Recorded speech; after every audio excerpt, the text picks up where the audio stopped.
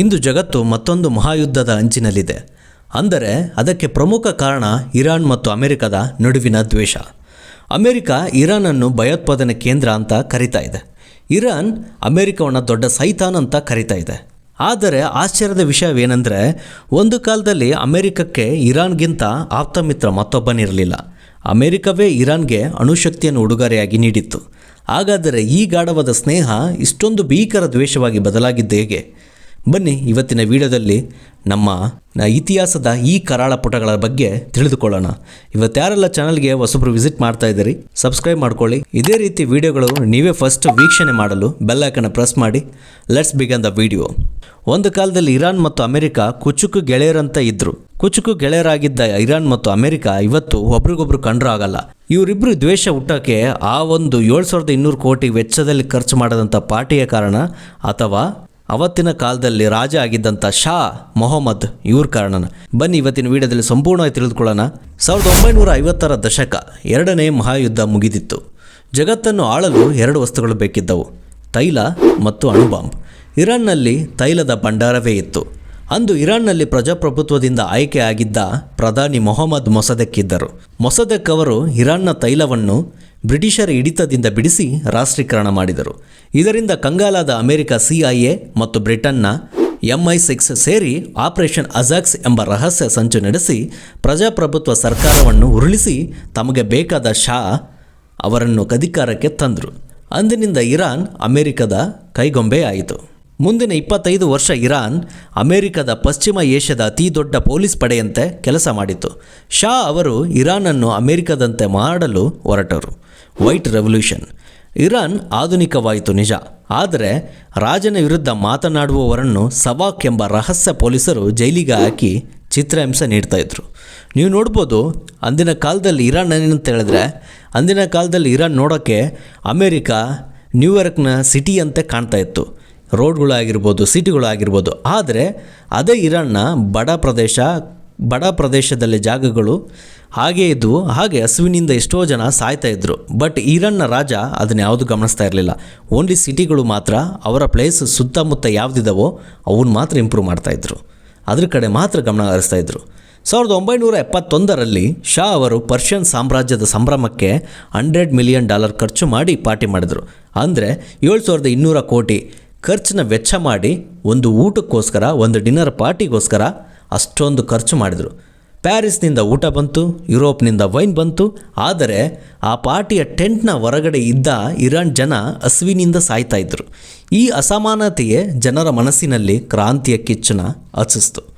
1979ರಲ್ಲಿ ಆಯತೊಲ್ಲಾ ಖೊಮೇನಿ ನೇತೃತ್ವದಲ್ಲಿ ಇರಾನ್ನ ಜನ ಬೀದಿಗಿಳಿದರು, ಸ್ಟ್ರೈಕ್ ಮಾಡಿದರು, ಅಧಿವೇಶನ ಮಾಡಿದರು, ಹೋರಾಟ ಮಾಡಿದರು.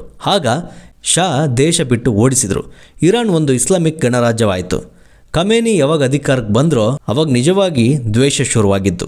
ನವೆಂಬರ್ 4, 1979ರಂದು ಒತ್ತೆ ಹಾಲಿನ ಬಿಕ್ಕಟ್ಟು, ಓಸ್ಟೇಜ್ ಕ್ರೈಸಿಸ್. ಇರಾನ್ನ ವಿದ್ಯಾರ್ಥಿಗಳು ಅಮೆರಿಕದ ರಾಯಭಾರ ಕಚೇರಿಗೆ ನುಗ್ಗಿ 52 ಅಮೆರಿಕರನ್ನು ಬಂಧಿಸಿದರು. ಇವರನ್ನು ಬಿಡುಗಡೆ ಮಾಡಲು ಇರಾನ್ ವಿಧಿಸಿದ ಸಮಯ ಎಷ್ಟು ಗೊತ್ತೇ?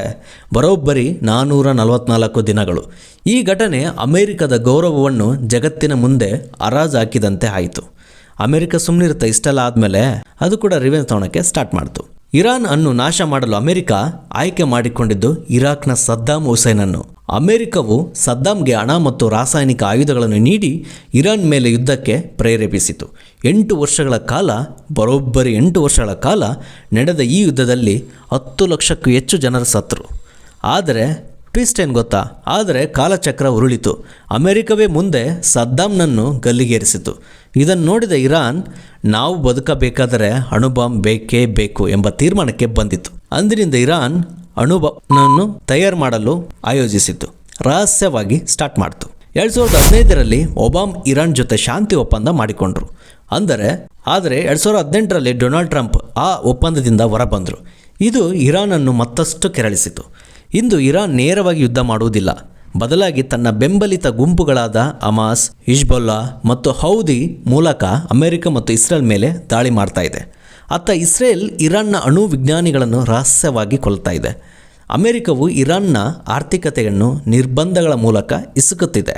ಇರಾನ್ ಮತ್ತು ಅಮೆರಿಕ ಈ ದ್ವೇಷ ಕೇವಲ 2 ದೇಶಗಳ ನಡುವಿನದ್ದಲ್ಲ, ಇದು ಇಡೀ ಜಗತ್ತಿನ ತೈಲ ಬೆಲೆ ಮತ್ತು ಶಾಂತಿಯ ಮೇಲೆ ಪರಿಣಾಮ ಬೀರ್ತಾ ಇದೆ. ಇತಿಹಾಸ ಕಲಿಸುವ ಪಾಠವೇನೆಂದರೆ, ಯಾವ ಸ್ನೇಹವೂ ಶಾಶ್ವತ ಅಲ್ಲ, ಯಾವ ದ್ವೇಷವೂ ಕಾರಣವಲ್ಲ. ಇರಾನ್ ಅಣುಬಾಂಬ್ ತಯಾರಿಸ್ತಾ ಇದೆಯಾ ಅಥವಾ ಅಮೆರಿಕ ಮತ್ತೊಂದು ಯುದ್ಧಕ್ಕೆ ಮುಂದಾಗ್ತಾ ಇದೆಯಾ? ಕಾಲವೇ ಉತ್ತರಿಸಬೇಕು. ಫೈನಲ್ ಆಗಿ ಈ ವಿಡಿಯೋ, ಅಮೆರಿಕ ಮತ್ತು ಇರಾನ್ ಒಂದನ್ನೊಂದು ಕಾಲದಲ್ಲಿ ಆಪ್ತ ಮಿತ್ರರಂತೆ ಇದ್ದರು. ಆದರೆ ಇವತ್ತು ಅವ್ರ ಮಧ್ಯೆ ದ್ವೇಷ ಹುಟ್ಟಲಿಕ್ಕೆ ಕಾರಣಗಳು ಏನು? ಅಥವಾ ಇವತ್ತು ಒಬ್ಬರು ಕಂಡ್ರೆ ಒಬ್ಬರು ಆಗಲ್ಲ, ಈ ಲೆವೆಲಿಗೆ ಕಾಂಪಿಟೇಷನ್, ಈ ಲೆವೆಲಿಗೆ ದ್ವೇಷ, ಈ ಲೆವೆಲಿಗೆ ಒಬ್ಬರು ಕಂಡ್ರೆ ಒಬ್ಬರು ಆಗಲ್ಲ, ಇವ್ರು ಕಂಡ್ರೆ ಅವ್ರಿಗಾಗಲ್ಲ, ಅವ್ರು ಕಂಡ್ರೆ ಇವ್ರಿಗಾಗಲ್ಲ, ಒಬ್ರಿಗೊಬ್ರಿಗೆ ದ್ವೇಷ ಹುಟ್ಟೋಕ್ಕೆ ಕಾರಣ ಏನು? ಅಥವಾ ನಡೆದಿದ್ದಾದ್ರೆ ಏನು? ಒಂದು ಪಾರ್ಟಿಯಿಂದ ಹೀಗಾಯ್ತಾ? ಅಥವಾ ಖಮೇನಿ ಅಧಿಕಾರಕ್ಕೆ ಬಂದಕ್ಕೆ ಹೀಗಾಯ್ತಾ? ಅಥವಾ ಡೊನಾಲ್ಡ್ ಟ್ರಂಪ್ ಕಾರಣನಾ? ಅಥವಾ ಇರಾನ್ ಪ್ರಜೆಗಳು ಕೋಆಪ್ರೇಟ್ ಮಾಡ್ತಾ ಇಲ್ವಾ? ಕಂಪ್ಲೀಟ್ ಡೀಟೇಲ್ಸ್ ಈ ವಿಡಿಯೋದಲ್ಲಿ ನಿಮಗೆ ಸಿಕ್ಕಿದೆ ಅಂತ ನಾನು ಹೇಳ್ತಾ, ಕಂಪ್ಲೀಟ್ ಡೀಟೇಲ್ಸ್ ಈ ವಿಡಿಯೋದಲ್ಲಿ ಸಿಕ್ಕಿದೆ. ಮುಂದೆ ನೀವು ಫ್ಯೂಚರ್ ಕೂಡ ಹೇಗಿರುತ್ತೆ ಅನ್ನೋದ ಗೇಜ್ ಮಾಡ್ಬೋದು. ಒಂದು ಅರ್ಥ ಮಾಡ್ಕೊಳ್ಳಿ, ಇತಿಹಾಸ ಕಲಿಸುವ ಪಾಠವೇನೆಂದರೆ, ಇರಾನ್ ಮತ್ತು ಅಮೆರಿಕದ ಈ ದ್ವೇಷ ಎರಡು ದೇಶಗಳ ನಡುವಿನದ್ದಲ್ಲ, ಇದು ಇಡೀ ಜಗತ್ತಿನ ತೈಲ ಬೆಲೆ ಮತ್ತು ಶಾಂತಿಯ ಮೇಲೆ ಪರಿಣಾಮ ಬೀರುತ್ತೆ. ಇತಿಹಾಸ ಕಲಿಸುವ ಪಾಠವೇನೆಂದರೆ, ಯಾವ ಸ್ನೇಹವೂ ಶಾಶ್ವತ ಅಲ್ಲ, ಯಾವ ದ್ವೇಷವೂ ಒಂದು ಕಾರಣದಿಂದ ಸ್ಟಾರ್ಟ್ ಆಗಲ್ಲ. ಇರಾನ್ ಅಣುಬಾಂಬ್ ತಯಾರು ಮಾಡ್ತಾ ಇದೆಯಾ ಅಥವಾ ಅಮೆರಿಕ ಮತ್ತೊಂದು ಯುದ್ಧಕ್ಕೆ ಮುಂದಾಗ್ತಾ ಇದೆಯಾ? ಕಾಲವೇ ಉತ್ತರಿಸಬೇಕು. ವ್ಯಾಲ್ಯೂ ಆ್ಯಡೆಡ್ ಕಂಟೆಂಟ್ಗಳು ನಿಮ್ಮ ಹತ್ರ ಬರಬೇಕಂದ್ರೆ ದಯವಿಟ್ಟು ಸಬ್ಸ್ಕ್ರೈಬ್ ಮಾಡ್ಕೊಳ್ಳಿ, ಶೇರ್ ಮಾಡಿ, ಇಷ್ಟ ಆದರೆ ಬೆಲ್ ಐಕನ್ ಪ್ರೆಸ್ ಮಾಡಿ, ಫಸ್ಟ್ ನೀವೇ ವೀಕ್ಷಣೆ ಮಾಡ್ಬೋದು. See you all in the next video. Next content ಜೊತೆಗೆ ಮತ್ತೆ ನಿಮ್ಮನ್ನು ಭೇಟಿ ಆಗ್ತೀನಿ. ಅಲ್ಲಿವರೆಗೂ take care. See you all in the next video. A short time ago, the United States military began major combat operations in Iran.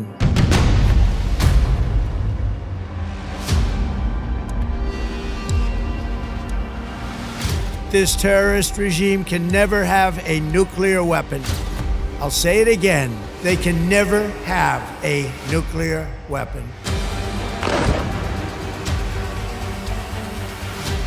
The United States and Israel has launched a dramatic airstrike campaign targeting Iran, and Iran has responded with fire across the wider Middle East. Iran's supreme leader is dead, one of the most evil people in history. Our objective is to defend the American people by eliminating imminent threats from the Iranian regime, a vicious group of terrible people. Axis of evil. Iran has been a very dangerous player. They're a nation of terror. انشاءالله به توفیق الهی دشمن رو به زانو در خواهیم آورد. A radical Iranian regime that wants to build atomic bombs to destroy anyone and everywhere in the world.